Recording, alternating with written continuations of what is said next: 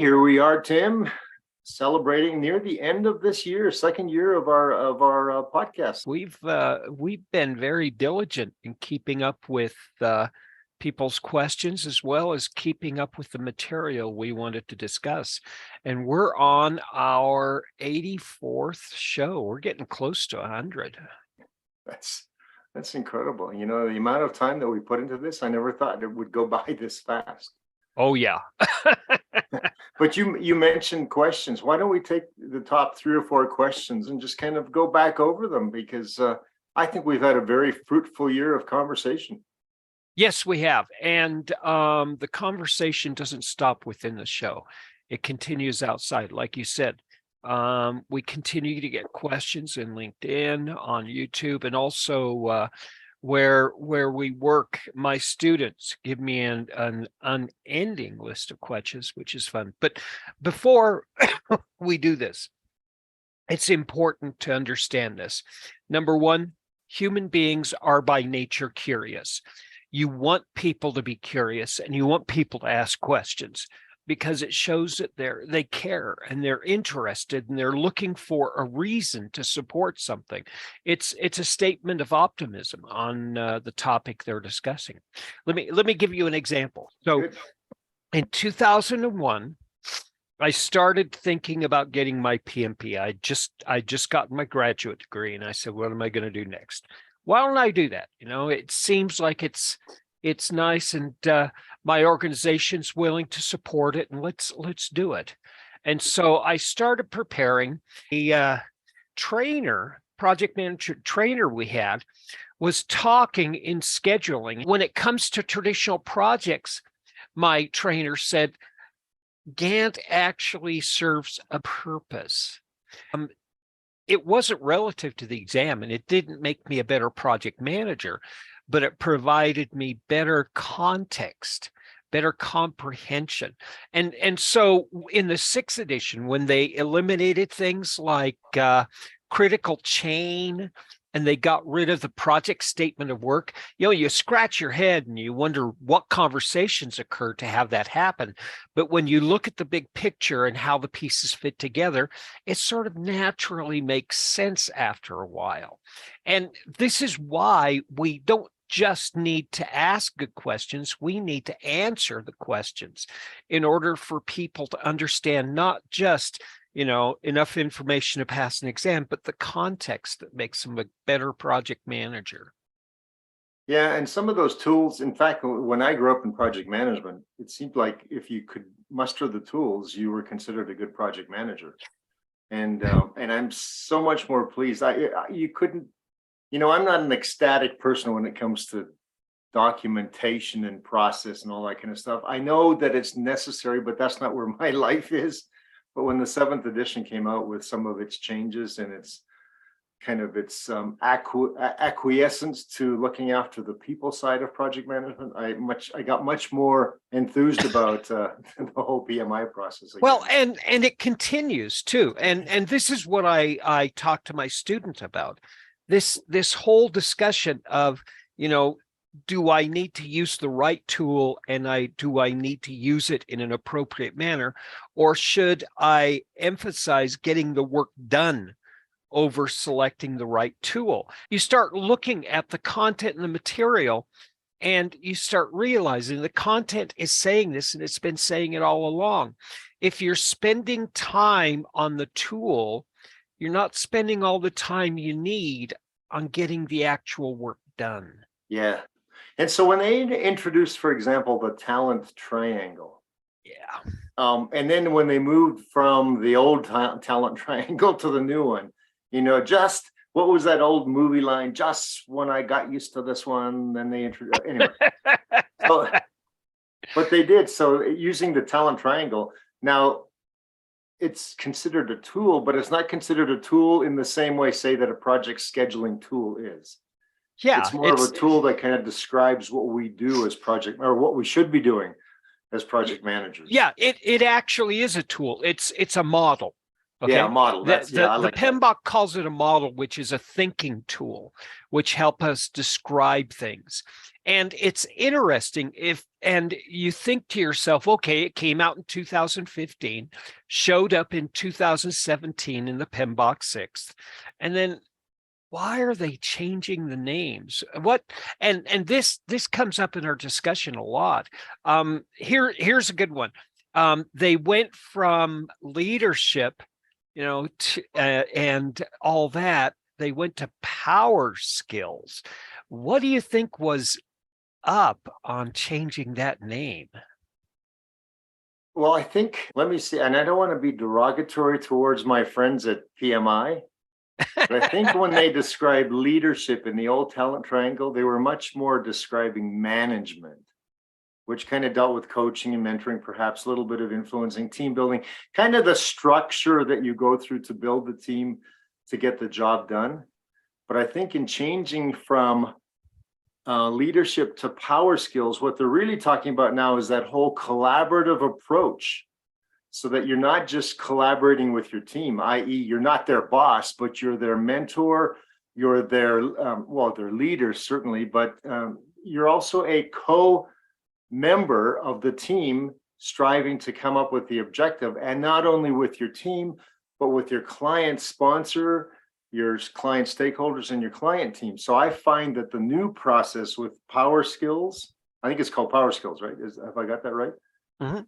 Is, you have to have the whole communication mindset, the interpersonal skills mindset, which project managers of old were kind of accused of not having very good interpersonal skills. So I think it's a leap forward in what we do as project managers.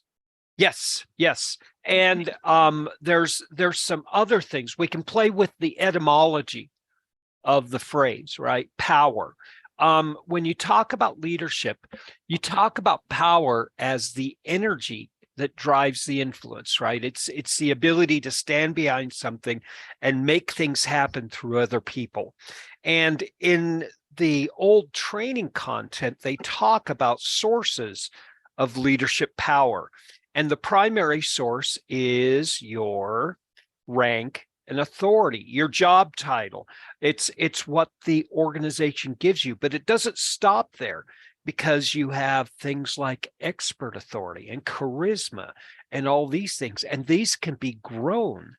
And then to build on that, the PMBOK 7th edition says, you know what? This framework is not just a project manager's framework. This is a framework for everybody who participates in. So, by inference, but also directly, they talk in the 7th edition that leadership skills are not just for the people in charge. They're for everybody.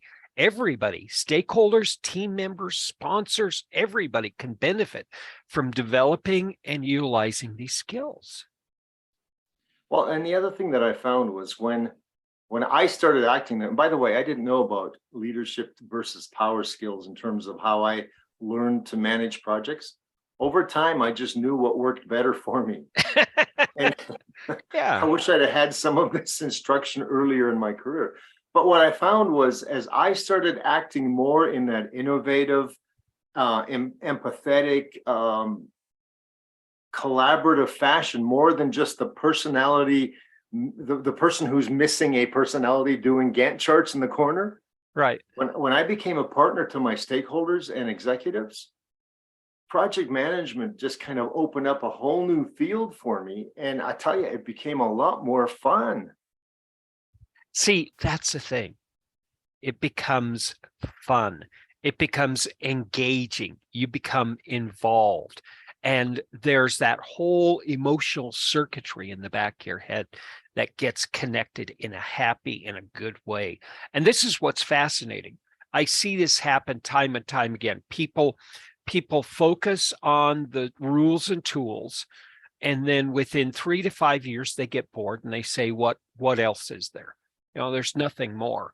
And then all of a sudden, rules and tools are what we used to call arts and charts. But you're right. And you know what? I think we did it to ourselves. We gave ourselves a reputation of being automatons instead of real human beings.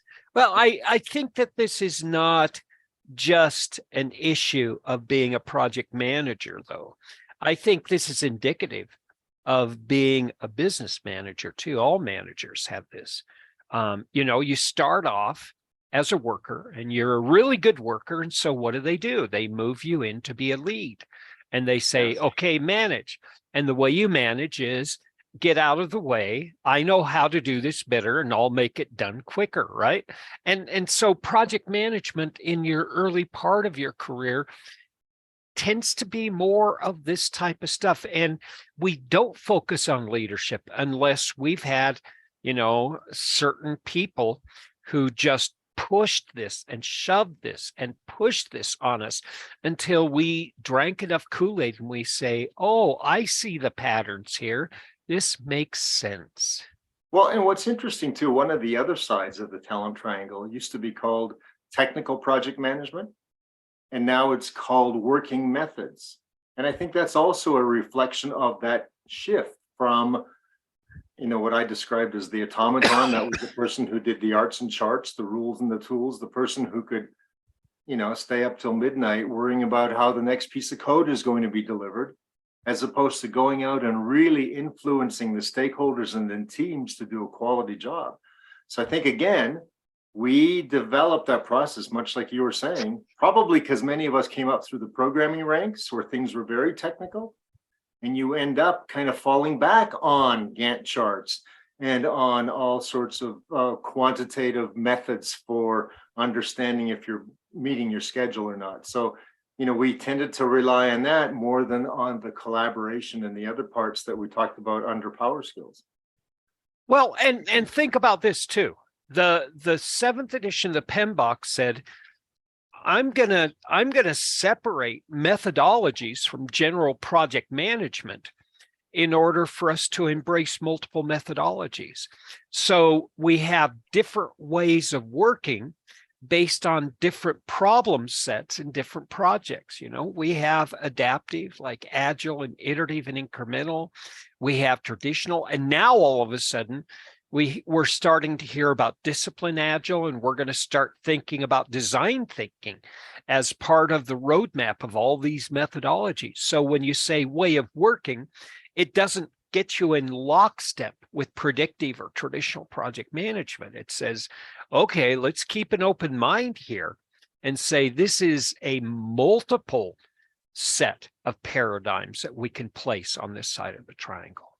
Well, and I think for us as career people, it's expanded our horizons hugely, just because it's taken us out of the day-to-day mundane. And I shouldn't say that. I found project management interesting through my whole career, but it takes us out of that day-to-day roll up your sleeves working style to actually embracing those around you who you need and who need you to get the job done. Right. And again, I hate to be trite about this, but a manager keeps the business running, keeps things repeated, keeps that consistency, but a leader looks for opportunities to continuously improve. And that delicate balance of management and leadership is where a project manager can actually become very, very effective and become very successful. Well, and I think to be effective, I know this. To be effective, you need both sets of skills. You need to be able to manage, because, if you're not in the details, then things can escape. But also, if you're not that leader where you're encouraging, where you're innovating, where you're asking questions, where you're curious, if you're not that person, then I think you stymie yourself in your career. Yeah, exactly. It's like running a household. You got to balance the checkbook. You got to look for the weeds. You have to make sure that the car's running and it has all the pieces. And these are the day-to-day, week-to-week, month-to-month things you do. But you're always looking for opportunities, like let's take a vacation, or let's take a drive, or what would another certificate do for me? And, these management and leadership skills are not intended to be either or, but to actually really, assist each other in a productive life and in a productive project. So in terms of the talent triangle, we've talked about the fact that, let's see, leadership became power skills in the new definition. Technical project management became working methods or ways of working. And the third piece of that, I think, was it was strategic and business management, which has now become business acumen. Yes, Here is where, I rub shoulders with a lot of project managers who don't spend the time developing their business acumen, their skills that allow them to relate to the business side of the clients they serve. And I especially am sensitive to this because as a consultant, in other words, I'm not a project manager inside an organization. I'm a consultant to many, many organizations. I think I've told you on this podcast before that I've worked in 20 different states for many organizations. Mm-hmm. And so in doing that, you have to become a partner. You have to understand the business of the clients you're serving. And so you have to be able to develop that business acumen. If as a project manager, you just kind of shelter yourself in place as a good technical project manager, you won't succeed as well as the one who develops that business acumen. Yeah, and if you think about acumen, it's basically an attitude, a mindset, it's context, it's understanding the environment that surrounds a project. And, that's going to be continually influencing the project, and project's going to be continually influencing it. And, this side of the triangle reminds us, hey, you have to think outside the boundaries of the project, because that's usually where the objective is. And that's where the purpose and the vision are. And that is why we set aside money, time, and people. It's not just to get work done. It's to actually help the business. And without understanding the business, you don't understand the purpose of the project itself. Yeah, exactly. That the project came into being because someone on the business side had a vision to either accelerate their business forward or make things better for their clientele or make things better for their teams or whatever. But there's a vision behind that project.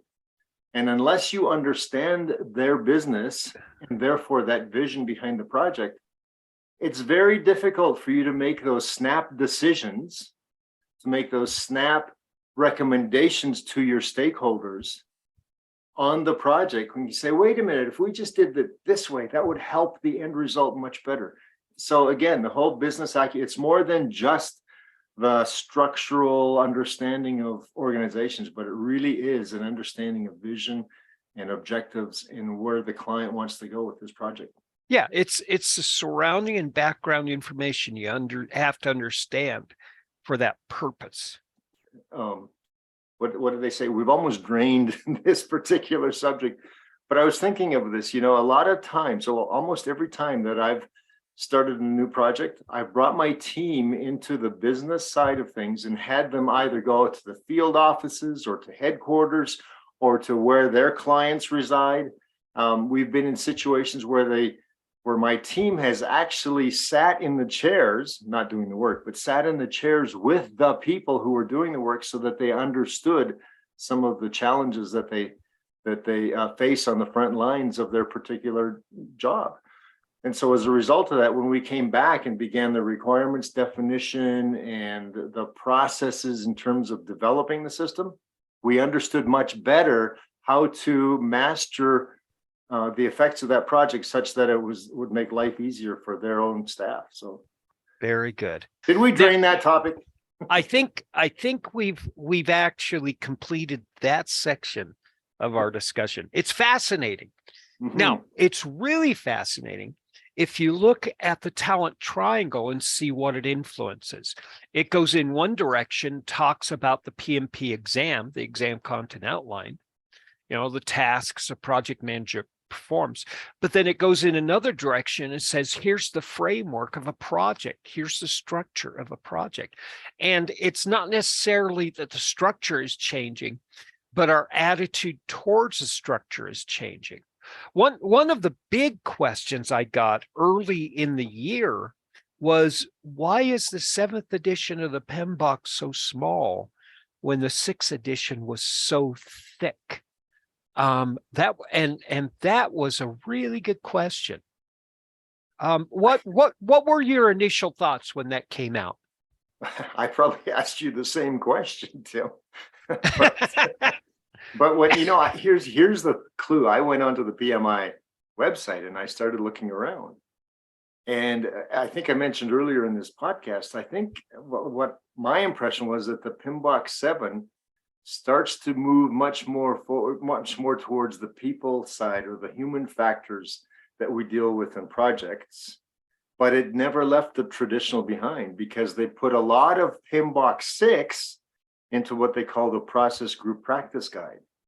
And so go ahead. Yeah, and that's exactly right. When you pull out the 7th edition, you start looking at this and you say, man, this is even more general. This doesn't give you any guidance. But then you start looking and you say, oh, traditional project management, that's 2 paragraphs in the 7th edition of PMBOK. And they say, it goes here. And it says, here's a domain called methodology and determining a methodology. That's all the methodologies, not just traditional project management. And you start saying, aha. And that's where I went in and I said, okay, they said they're keeping the 6th edition open until they have a practice guide to talk about traditional project management methodology. And so that's what they did. They basically said, here's general project management, and we're going to call that the framework. And that's going to talk about attitudes, behaviors, and principles and domains. And that's a lot of leadership stuff. Yeah. And here's traditional or predictive methods when you have work that's really well known. And all of a sudden, this comes out in October, and they get rid of the 6th edition, and everything fits together really nicely. Well, and that kind of caught me off guard too, because I'll tell you what, under the previous, and I won't just say 6, but 5, 4, etc. Many of the project managers that I worked with used those as, this is my rule book. This is how I manage projects. Whereas what I tried to do was influence them, and I certainly did this with my teams, was no, it's a guidebook. There's guidance there for the technical aspects of the project management. But what I always found missing was what you called the domains and the principles. And when I found that part in version 7, in the PMBOK 7, it just made much more sense, because it brought the human aspects, the people aspects of projects onto what it is that I do on a daily basis. And it deals with project performance in terms of things like stewardship, things like team and stakeholders and value, things that the previous versions, and I'm not just talking PMI now, I'm talking any kind of project management process or methodology, tended to deal with the technical aspects. So I welcomed the version 7 with open arms. Well, when you look at the transition from 5 to 6, it was disruptive. It wasn't just evolutionary, it was revolutionary. One of the many things that changed was this inherent almost yelling about tailoring. In the 6th edition, it says, tailor, tailor, tailor. This is good practice. That gave me confidence to stand in front of my class and say, like you know, this is good practice. This is a bunch of things we figured out that make your project really good. And there may be reasons why you don't want to adopt good practice, but if you want to, it makes things better. And you can actually tailor, which means modify it to suit the needs of the project and the organization. Now, that was 3 paragraphs in edition 6. And all of a sudden, tailoring gets its own subsection with pages and citations and all this wonderful stuff. And so this concept of tailoring is front and center one of the most important factors that we need to understand. You're exactly right. You're vindicated. Well, I was thinking maybe smart guys like you and me were ahead of our times, because I got to tell you, I had to look at 6 as a guidebook, not as a rule book. Mhm. Because as a rule book, it put chains around my wrists. I felt like I was inhibited from truly working with my client. And as you said, tailor it towards their needs. Who cares about my needs? I'm there to perform, but I'm there to perform for their needs. And therefore I needed to sometimes change things up to allow my customer to have a better product. Yeah, and to the benefit of 4th and 5th edition, they always had tailoring, but they didn't call it that. Yeah. They said this can be modified using organizational preference and business requirement. And it's like, oh, okay, EEFs. I'm going to be forced to do it in a different manner unless I'm forced to do it that way. And when they start talking about tailoring, they give you a little bit of control. They give you autonomy to actually modify this to suit the needs of the organization, the needs of the project, and also speak to the business requirement. Well, and here's where they gave us project managers permission. And that was something that I valued so much. And that's, well, looking at values, looking at morals, looking at ethics, looking at understanding of the human side of things, group behavior. Because after all, we are a team. And I don't mean just the project team. I mean, my client team is with me as a single team. Without understanding group dynamics and ethics and human behavior and all that stuff, we're missing half to 3/4 of effectiveness in terms of how we can react to things that are happening in the project. This actually struck me as very interesting 5 years ago. And I still get students who are saying, why this code of ethics, and why this insistent on values? And did you ever get questions like that, or did you pursue that line of thought? I never pursued that line of thought specifically, because I belong to a couple of other organizations. One is called the National Speakers Association. Another is called Toastmasters International. Both of those organizations have a code of ethics. So I think if you want to become part of a body, a larger body than just yourself, and certainly if you want to do well in your profession, that profession has to have a code of ethics. I work with my accountant. He orders his life and his work with me under a code of ethics. So no, I don't think I questioned it. I think it just makes sense that we as project managers need to act ethically, morally, responsibly, and where ethics aren't enough, we add to the ethics. Me, being a teacher and a trainer, I'm saying I tacitly appreciate that. I tacitly understand it. It makes, visceral sense. Okay. Yeah. Now, how do I explain that sense to my students? And I was struggling with this until I started studying human behavior about 3 years ago. And I saw the chain of logic between values and principles and behavior and habits and perceptions and opinion that Aristotle and Seneca and Zeno were talking about. And it started making sense to me.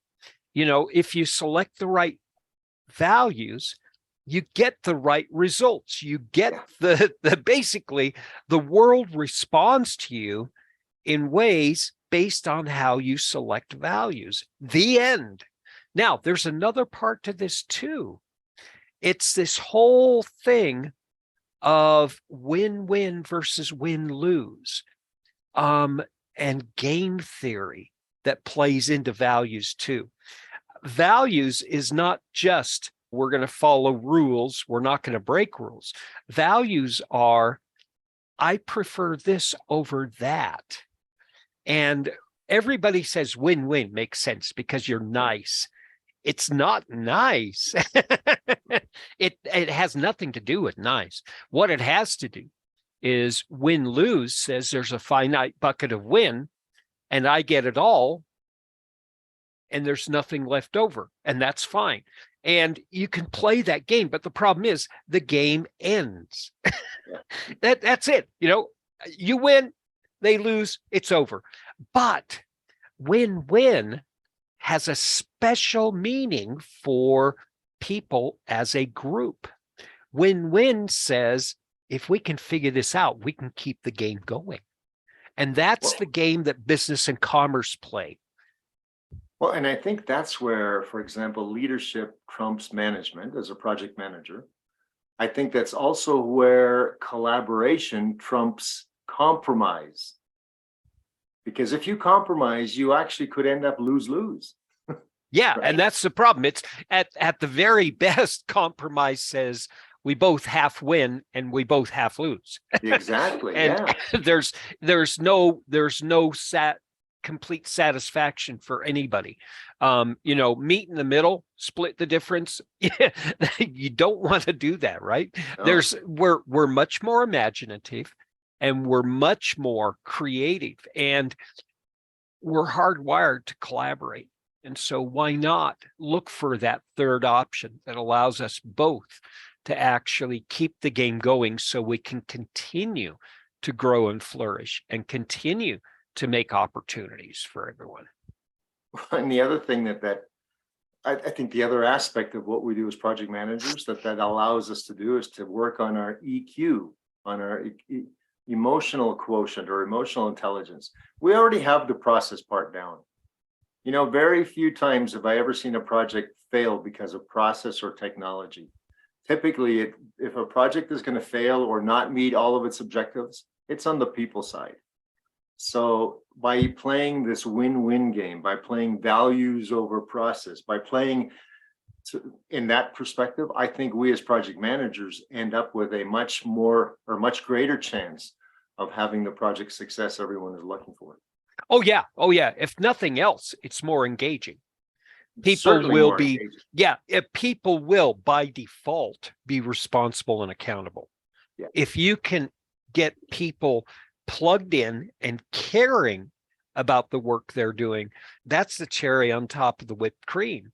And that's what all of this talk about human behavior and studying human behavior is about. It's winning hearts and minds. That's the leader's job right there, is to get everybody following the same vision. And I've even seen this on projects where you might have a couple individuals who are used to sort of gaming the system or taking some shortcuts or, playing close to that ethics line, where when the whole project is playing for a win-win, they come along very quickly because it's much more fun to win under good circumstances than to try to always take shortcuts or cut the line somewhere. It's a much higher and much more mature need.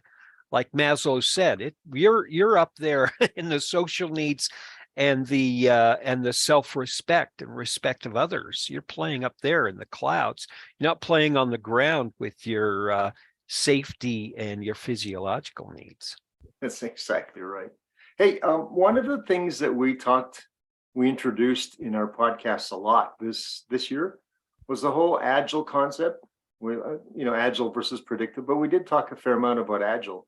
But and I think agile, now that I'm actually on a project that's also implementing agile, I think it is a great methodology. But if it is that good, why isn't it used for everything? Do you have a thought on that? Yes, I do. In 2001, everybody wanted agile because everybody was talking about the rewards of agile. But the problem is they didn't see the inherent cost of agile. And when they realized what it cost, everybody said, oh, no, I'm not going to pay that. What were the costs? Number one, you're going to engage stakeholders and teams together constantly. It's going to disrupt their day-to-day operations. They're going to have to invest that. Number two, executives.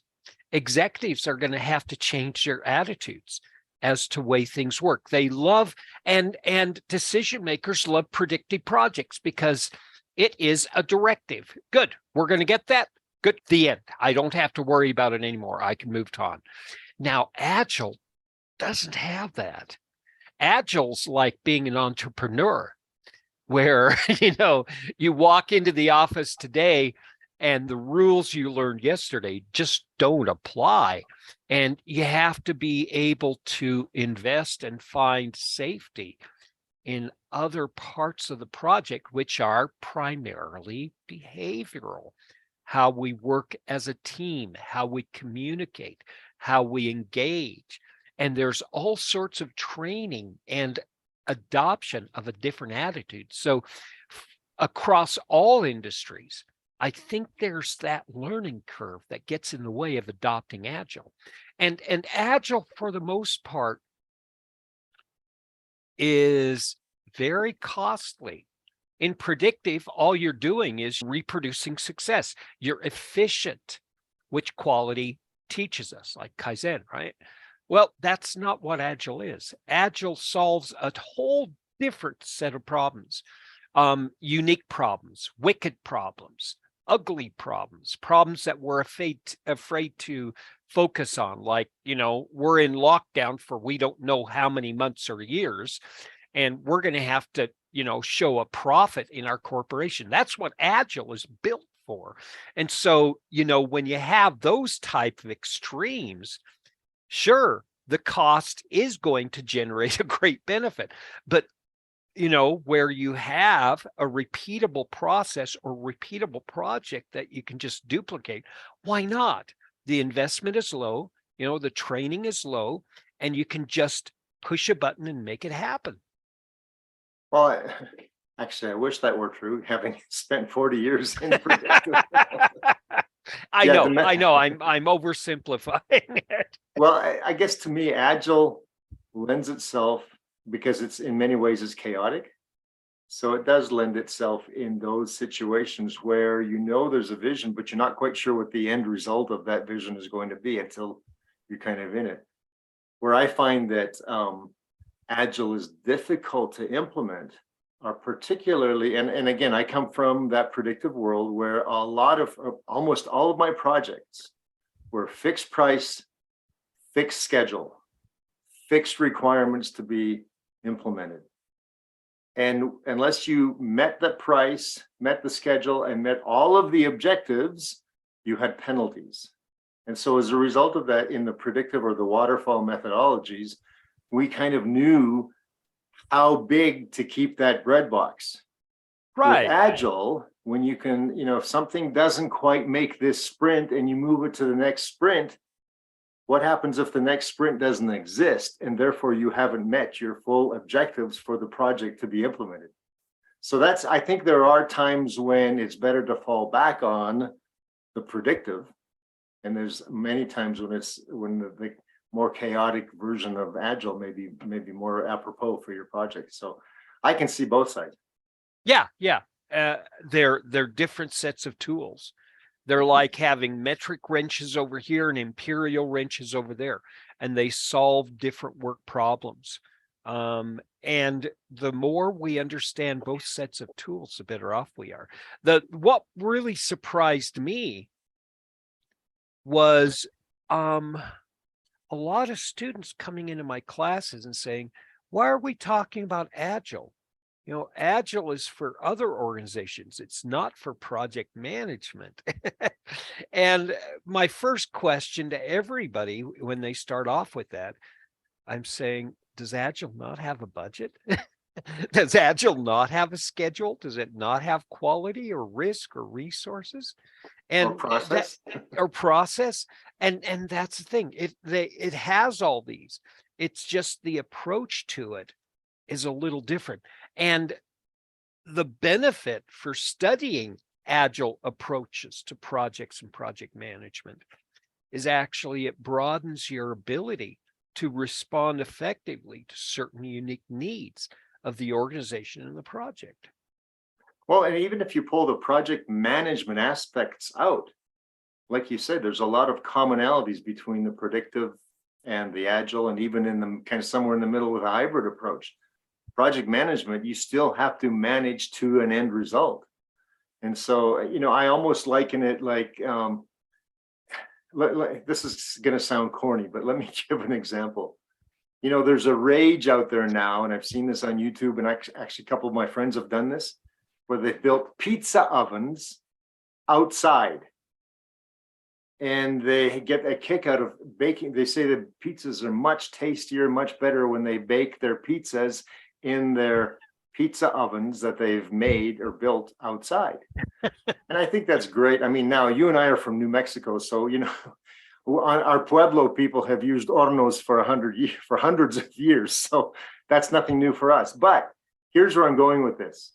That's a great process, but someone still has to knead the dough, get the ingredients, put the ingredients on, put the right amount of, so that part of it hasn't changed, whether I'm using my indoor oven or my newly minted pizza oven outside. So again, I may have two different methods, but I still have this management process that you can't get away from. You still need that management process.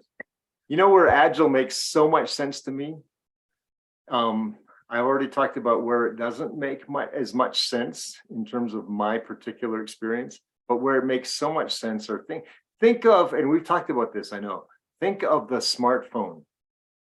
The smartphone of 2000 is not the smartphone of 2022.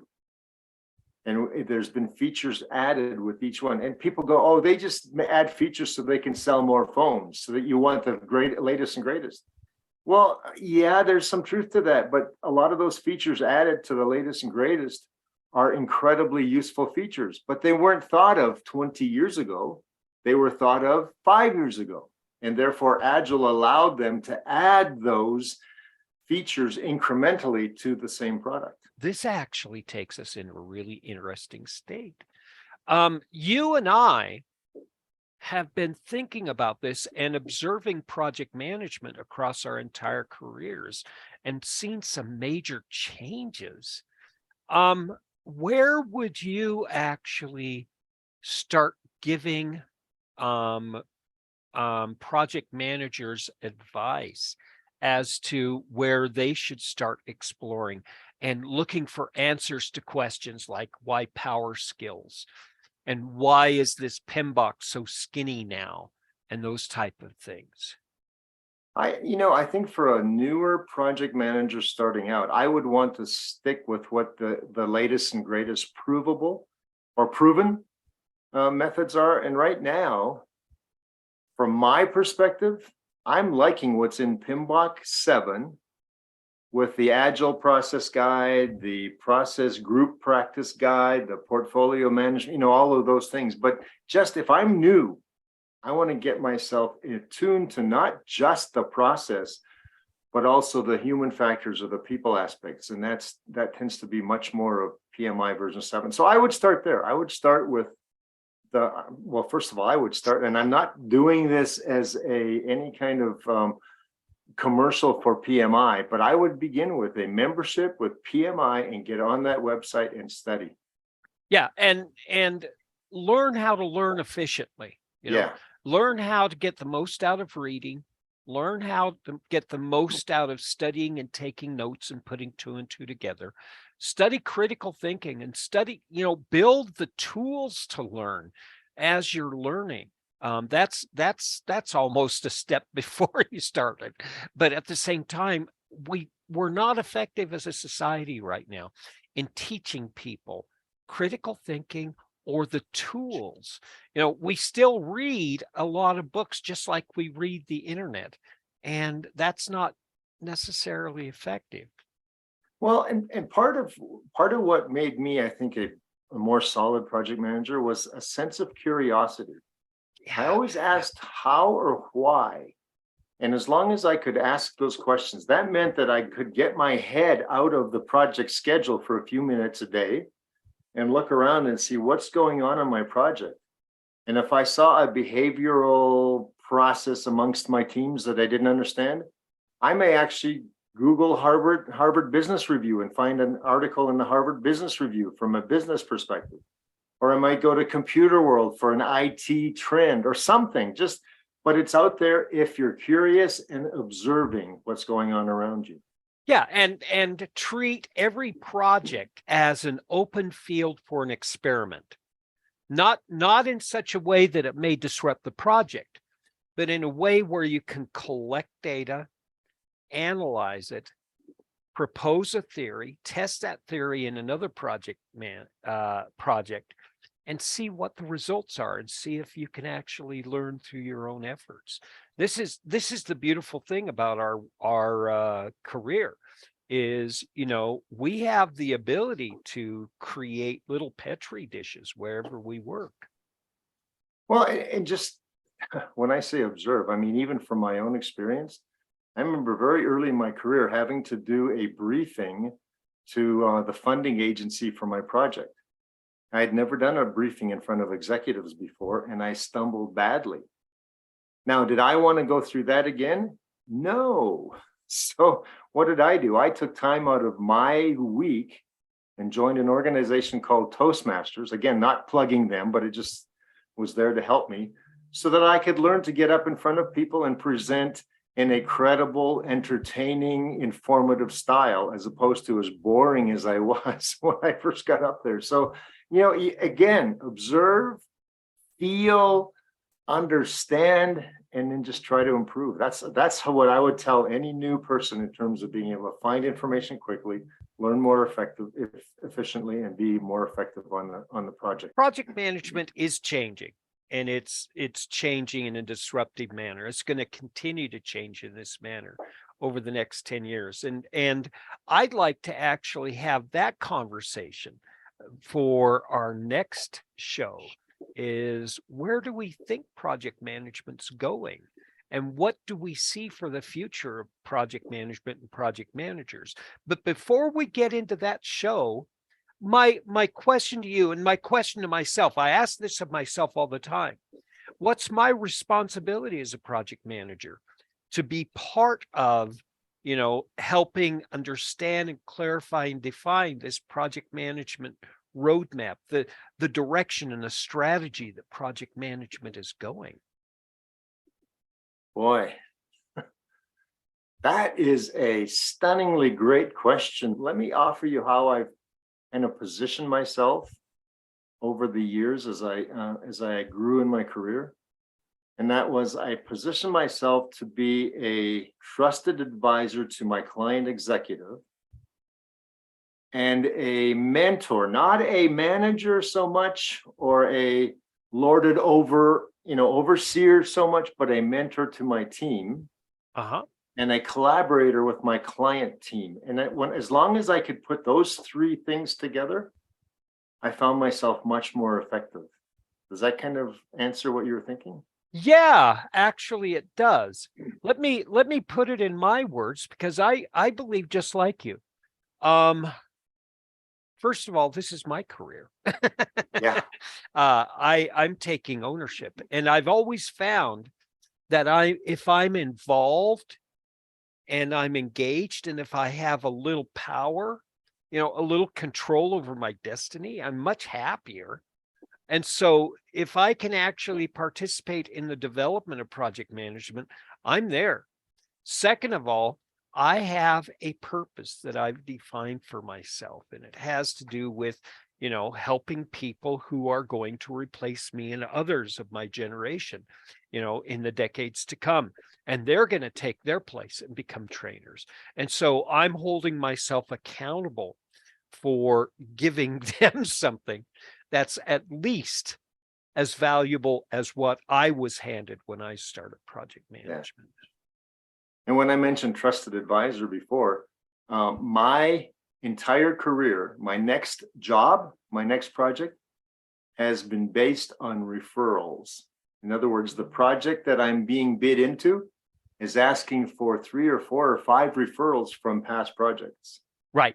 So to be a trusted advisor to get your next job so that you don't starve, you have to be able to be a solid project manager for your clients. Yeah.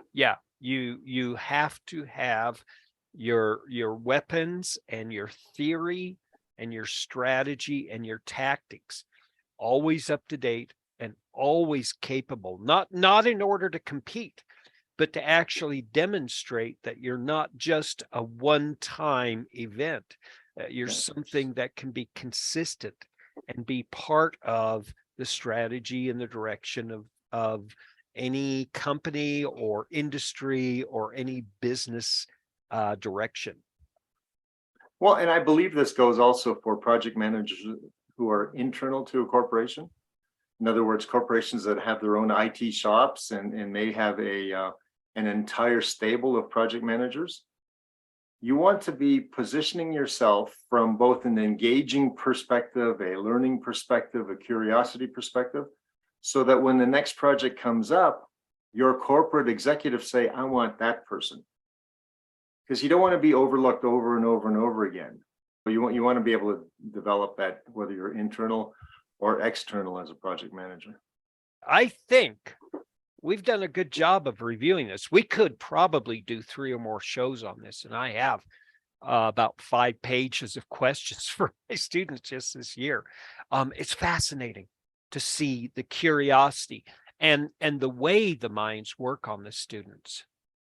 Well, and the fact that we've covered a lot of this material, but not in this way, in terms of the talent triangle, the traditional project management approach versus what's going on with the change from the 6th edition to the 7th edition of the PMBOK. We've talked about the human aspect. We've talked about a lot of these different parts. So to bring it all together kind of with the 4 or 5 major topics in one show, I think was a fun thing to do. Yeah, let's get together and let's talk about what we think is upcoming over the next months and years for project management, not just from a PMI perspective, but what does the data tell us as guys who have been looking at this stuff for a few decades, and what direction do we see this going? You're asking me to be a prognosticator and I can't even spell it. Don't worry.